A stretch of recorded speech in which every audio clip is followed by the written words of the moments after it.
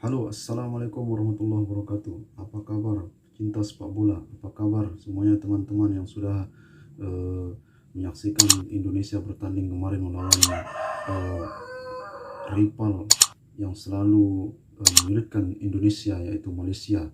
Sebelumnya saya mau ucapkan selamat untuk timnas Indonesia yang telah berhasil menumbangkan Malaysia dengan skor telak 4-1. Ini adalah skor yang membahagiakan masyarakat Indonesia. Tentunya ini adalah pertandingan yang telah dinanti-nanti oleh timnas Indonesia dan juga masyarakat Indonesia. Kita tahu melawan Malaysia bukanlah hal mudah, bukanlah hal yang dianggap enteng, karena selalu kita eh, kesulitan berhadapan dengan timnas Malaysia. Kita tahu di laga sebelumnya, di pertandingan kualifikasi Piala Dunia, dua kali pertemuan kita dikalahkan oleh timnas Malaysia. Kita kalah di GBK dan juga kita kalah di Malaysia. Artinya Malaysia ini adalah bukan tim sembarang bagi timnas Indonesia di beberapa tahun terakhir. Kita lihat permainan timnas Indonesia yang kemarin begitu baik ya, dari lini depan, lini tengah, baik. Begitupun juga di lini pertahanan, ada Elkan Bagot ya, luar biasa, ada Dewangga, ada Arhan, ada Asnawi yang bermain cukup luar biasa dan memberikan kontribusi yang begitu maksimal bagi timnas Indonesia. Ya, kita tahu kemenangan ini adalah kemenangan yang sangat berharga, sangat berarti, karena ini adalah penentuan untuk timnas Indonesia lolos ke semifinal. Artinya pertandingan yang tidak main-main. Seandainya Malaysia yang menang, maka Malaysia lah yang akan lolos. Walaupun kita hanya butuh hasil seri, tapi hasil seri menurut saya tidak cukup memuaskan. Harus menang, dan itu terjadi. Apa yang kita lihat kemarin, Indonesia menang telak 4-1. 2 gol dihasilkan oleh Irfan Jaya, 1 gol oleh Elkan Bagot, dan 1 gol lagi oleh sang man of the match Pratama Arhan ya, terpilih sebagai man of the match. Kita lihat Pratama Arhan kontribusinya luar biasa. Pemain muda yang satu ini begitu luar biasa, memberikan suplai umpan ya. Dia juga melakukan tugasnya dengan baik ya. Dia juga memberikan assist kepada Irfan Jaya. Artinya wajar dia terpilih sebagai pemain terbaik pada pertandingan Malaysia versus Indonesia ya.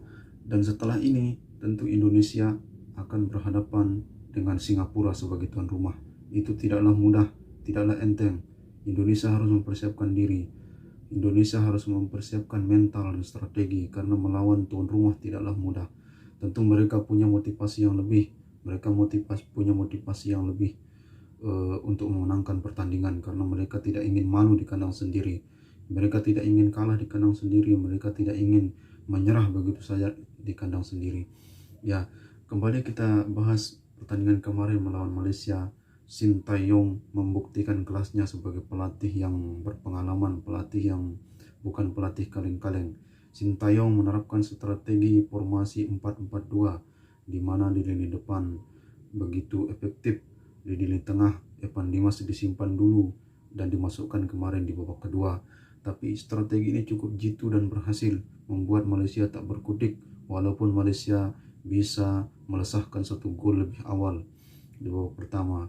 Namun Indonesia menjawab dengan 2 gol balasan dari Irfan Jaya dan menutup babak pertama dengan skor 2-1. Berikut di babak kedua kita tahu Indonesia serangannya tidak kendor.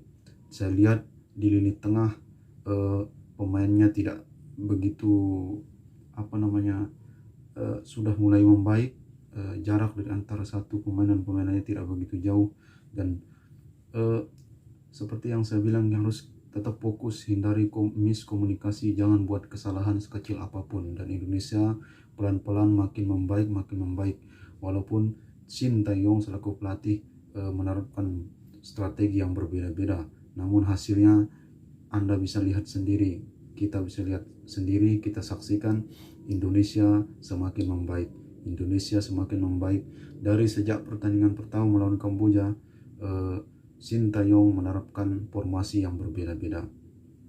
formasi yang berbeda-beda, yakni 4-1, 4-1, dan hasilnya kita menang walaupun kita dapat kebobolan 2 gol dari Kamboja.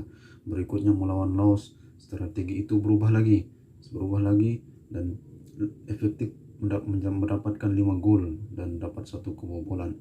Dan melawan Vietnam, nah ini yang menjadi pertanyaan, bahwa kenapa kita harus bermain parkir bus ya, kita bermain bertahan. Seharusnya bermain agak sedikit terbuka melawan Vietnam. Saya rasa Vietnam juga akan sangat khawatir, tapi ya sudahlah, itulah strategi dari pelatih. Kita jangan terlalu mengomentari hal seperti itu. Pelatih punya rencana, pelatih punya strategi yang jitu, yang tepat untuk tim, sesuai dengan kebutuhan tim. Karena kita tahu melawan Vietnam kemarin, mereka luar biasa, mereka kuat secara bertahan dan menyerang. Jadi Indonesia tidak ada pilihan lain mungkin. Menurut pelatih harus bermain lebih ke dalam dan memperbaiki pertahanan. Dan itu terbukti mendapatkan 1 poin dengan hasil imbang 0-0, membuat Vietnam sangat frustasi. Ya, kita tahu, dan di saat itu Indonesia menerapkan formasi yang sedikit berbeda pula. Dan kali ini melawan Malaysia, Indonesia Sintayong kembali menerapkan formasi yang sedikit berbeda dari yang sebelumnya melawan Kamboja, Laos, dan Vietnam. Sintayong menerapkan formasi 4-4-2 dan hasilnya cukup signifikan, membuat Malaysia tak berkutik, membuat Malaysia angkat koper dan harus pulang lebih cepat dibanding yang lainnya. Dan inilah hasil yang sangat kami tunggu-tunggu, yang kita tunggu-tunggu sebagai masyarakat Indonesia. Ayo kita dukung timnas kita, ayo kita dukung. Dan di semifinal nanti semoga tidak ada kesulitan, semoga tidak ada kendala untuk Indonesia bisa melaju ke final, entah berhadapan bersama melawan Vietnam atau Thailand.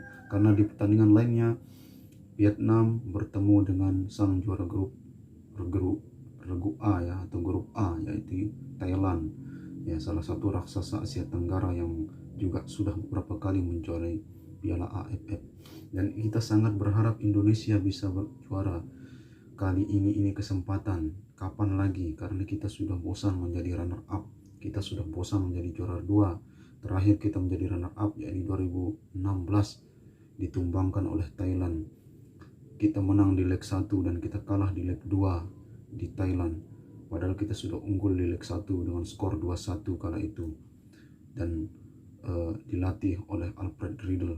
Dan leg kedua kita kalah di Thailand, dan harus diakui Thailand lebih unggul, Thailand lebih kuat, dan Thailand lebih berhak merengkuh trofi Piala AFF pada 2016.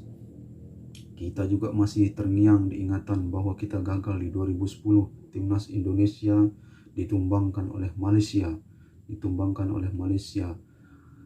di babak final ya, padahal kita satu grup dengan Malaysia di grup yang sama, dan pertandingan pertama Malaysia kalah 5-1, dan ternyata ketemu di final Indonesia kalah oleh Malaysia. Inilah pelajaran yang penting, pelajaran berharga.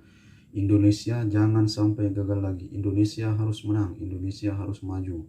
Timnas Indonesia harus berhasil mengalahkan Singapura pada tanggal 22 nanti, karena Indonesia harus bermain cerdas, bermain fokus, hindari kesalahan-kesalahan yang mungkin akan merugikan tim. Harus fokus selama 90 menit. Jangan remehkan lawan, karena Singapura menunjukkan tajinya. Mereka tidak ingin malu di kandang sendiri. Oke, mungkin sekian dulu dari saya. Terima kasih buat para pemirsa, teman-teman yang sudah menyaksikan konten saya. Yang belum subscribe, silahkan subscribe dulu agar Anda dapat mengikuti konten-konten saya berikutnya. Terima kasih. Assalamualaikum warahmatullahi wabarakatuh. Salam olahraga. Timnas Indonesia Jaya.